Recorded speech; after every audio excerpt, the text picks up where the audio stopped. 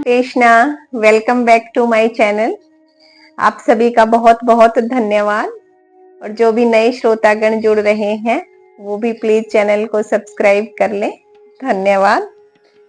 आज का एक सवाल है, वो थोड़ा विचित्र सा है।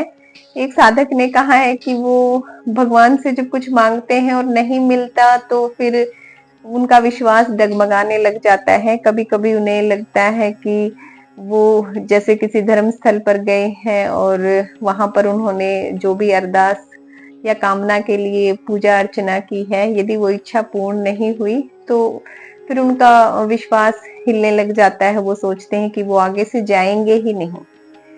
तो देखो, एक तो भगवान जो है वो हमारी परीक्षा लेते हैं। यदि वो तुरंत नहीं दे रहे, वो आपकी जो इच्छा है तो उसको पूर्ण नहीं कर रहे, तो इसमें भी कुछ न कुछ भला ही छिपा हुआ है। हो सकता है कि आपकी सहन शक्ति जो है उसकी परीक्षा ली जा रही हो। कोई भी उपलब्धि यदि हमें बहुत अधिक मेहनत के बाद मिलती है तो उसका स्वाद अलग ही होता है। जैसे अपने द्वारा किए गए कोई धन का जब हम किसी अन्य एंटरटेनमेंट या परोपकार में उसका प्रयोग करते हैं तो उसका स्वाद अलग होता है। और यदि हमें पैतृक संपत्ति के रूप में बहुत अधिक धन मिला हुआ है, उसका प्रयोग करने में हमें वो मजा नहीं आता। अपने द्वारा किया हुआ कर्म या अपने द्वारा किए हुए कुछ भी अर्जन से हमें जो सुख मिलता है वो इस तरह के अर्जित संपत्ति से नहीं मिलता। तो भगवान भी यदि थोड़ा देने में विलंब कर रहे हैं तो आप उसे ये समझें कि आपके धैर्य की परीक्षा है। जितना वो देर से देंगे उतना वो ज्यादा टिकेगा और आपकी सहन शक्ति और उसका आनंद जो है वो अलग प्रकार का होगा, अर्थात अद्भुत होगा। फिर जैसे हम देखते हैं ना कि भूख मीठी नहीं होती, भोजन मीठा होता है।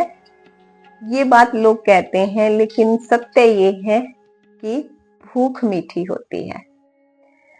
जब आपको भूख लगी होती है तो कई बार सामान्य सी दाल रोटी या चटनी रोटी या कोई भी जो भी आपके घर में उपलब्ध है वही बहुत अधिक स्वादिष्ट लगता है। और कभी कभी यदि भूख नहीं लगी होती तो आपके सामने यदि बहुत सारे सतपकवान व्यंजन भी रखे हैं वो भी अच्छे नहीं लगते। ये सब कब होता है? जब हम कुछ समय पश्चात वो हमें चीज मिलती है, कुछ इंतजार के बाद यदि हमें मिलता है, किसी चीज को, किसी वस्तु को, किसी व्यक्ति को, धन को, नौकरी को, व्यवसाय में उपलब्धि को, इन सब को पाने में यदि समय लग रहा है तो उसका आनंद जो है वो भी बहुत अधिक होने वाला है और लंबे समय तक टिकने वाला है। भगवान पर अपनी आस्था बनाए रखें, वो हमेशा हमें सही समय पर सही उपलब्धि देते हैं। भक्तों की परीक्षा होती है, अपनी परीक्षा में हमें अच्छे नंबरों से उत्तीर्ण होना है, या यूं कहें कि पूर्ण 100% उत्तीर्ण होना है। इसके लिए जो भी समय ईश्वर के द्वारा निर्धारित है उसको स्वीकार कर लें, और जब उन्हें देना होता है तो वो आपको भरपूर देंगे। जितना आपका प्रतीक्षा का समय निकला है उतना ही वो आपको ज्यादा देंगे। आप उस आनंद को जी पाएंगे। ईश्वर पर हमेशा आस्था बनाए रखें। आपकी हर मनोकामना उनके लिए बहुत महत्वपूर्ण है। अब अगर जैसे कोई बच्चा है, वो माता पिता से कोई वस्तु मांग रहा है, जैसे अगर मान लीजिए बच्चा छोटा है, एग्जाम्पल के रूप में ले रहे हैं, जैसे बच्चा 15 साल का है, 16 साल का है और वो अभी गाड़ी की डिमांड कर रहा है। हो सकता है आपके पास उतने पैसे हैं कि आप उसको गाड़ी दिलवा सकें, लेकिन अभी उसकी लाइसेंस की उम्र नहीं हुई है और उसको ड्राइविंग भी सही से नहीं आती। वो एक अपराध बन जाएगा इस तरीके से उसको देना। तो इसलिए माता पिता उसको थोड़ा, जब उसकी उम्र हो जाएगी उसके अनुसार देंगे।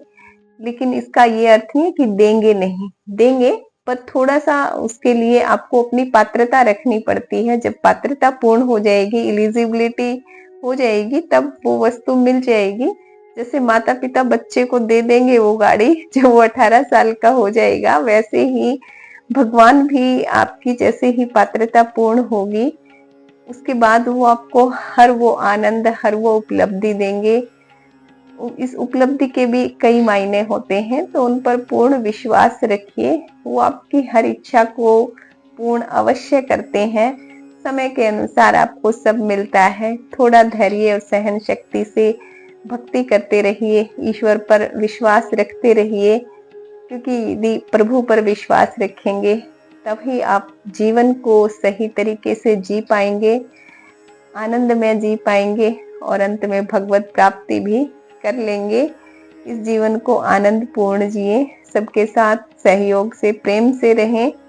वैसे भी भगवान तो ना ऐसे हैं, जैसे यदि हम कोई भी अपराध करें तो कई बार जहाँ कहीं क्षमा नहीं मिलती, और सामान्य अगर भौतिक जीवन में कोई अपराधी है, कहीं क्षमा नहीं मिल रही, लेकिन यदि प्रेसिडेंट, राष्ट्रपति यदि बोल दे तो सब बीच की जो भी कानून प्रक्रिया है वो हट जाती है। यदि राष्ट्रपति ने माफ कर दिया तो माफ हो गए।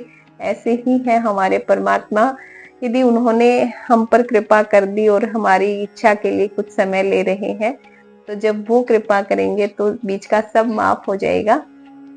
आप किसी बड़े उद्देश्य के लिए बने हैं, हो सकता है छोटी मोटी इच्छाएं वो इसलिए पूर्ण नहीं कर रहे कि कहीं लौकिक भोग में ज्यादा ना उलझ जाए, इसलिए उनको कुछ सुखों से वंचित करना पड़ता है ताकि वो वास्तविक भगवत सुख को ले सकें। इसलिए परमात्मा पर हमेशा विश्वास रखें, वो सभी को बहुत देते हैं। समय अनुसार सबकी कामना पूर्ण हो। जय श्री कृष्ण।